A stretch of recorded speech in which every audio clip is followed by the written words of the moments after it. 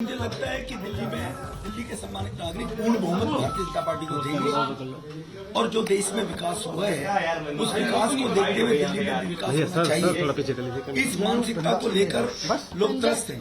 पानी एक बूंद बढ़ाया गया, वो 950 MGD पानी 1300 MGD चाहिए दिल्ली में। तो दिल्ली के लोगों ने इस बारी बदलाव का मूड रखा है और जो राष्ट्र के अंदर मोदी साहब ने विकास किया पूरे देश में, दिल्ली भी उसी दिशा में चले कि दिल्ली का विकास हो।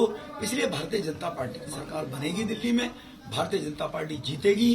कुछ शीला जी के द्वारा सीटों का जो डिलिमिटेशन किसी जमाने में कांग्रेस के द्वारा किया गया, जिससे खुद ही अपनी वो हिट विकेट शीला दीक्षित जी हुई थी, इस प्रकार की कॉन्स्पिरेसी करके कि वोटों को सीटों को इस तरह से बनाया गया। एक वर्ग है जो वर्ग भारतीय जनता पार्टी को वोट कास्ट करने में परहेज करता है, उनको धीरे धीरे जोड़ जाड़ के ऐसा करने का प्रयास शीला जी ने किया था। उस डेमोग्राफी के कारण केजरीवाल 2 बार चुनाव इसलिए जीत गए।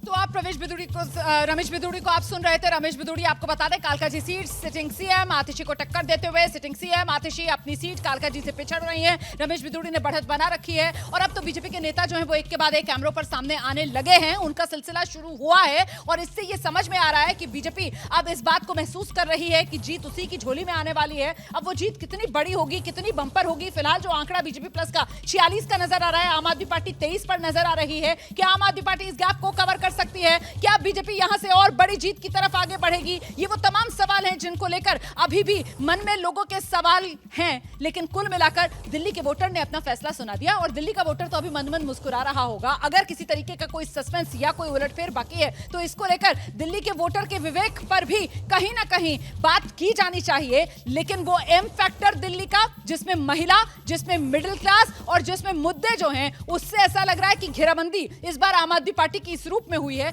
कि आम आदमी पार्टी का यह आंकड़ा जो है वो 23 पर सिमटता हुआ नजर आ रहा है और बीजेपी प्लस 46। देखिए, अगर ये नतीजे रहते हैं तो इसमें मुझे बीजेपी के पास ऐसा नया कुछ भी नहीं था। वो गलतियां हैं आम आदमी पार्टी की, जिस तरह से उन्होंने जो चीजें कही कि हम सादगी से रहेंगे, वीआईपी कल्चर के खिलाफ रहेंगे, वो नहीं किया। सिर्फ और सिर्फ वही वजह हो सकती है, वरना बीजेपी हर चुनाव में यही करती है और उनके पास नया कुछ नहीं था। ये नतीजे अगर आते हैं तो सिर्फ आम आदमी पार्टी की गलती होगी। बीजेपी का ऐसा कोई जादू या कोई नया या प्रदेश अध्यक्ष या किसी कैंडिडेट की वजह से नहीं, सिर्फ आम आदमी पार्टी और लेकिन बीजेपी ने मौका भुना लिया ना, बीजेपी ने मौके पर चौका लगा दिया।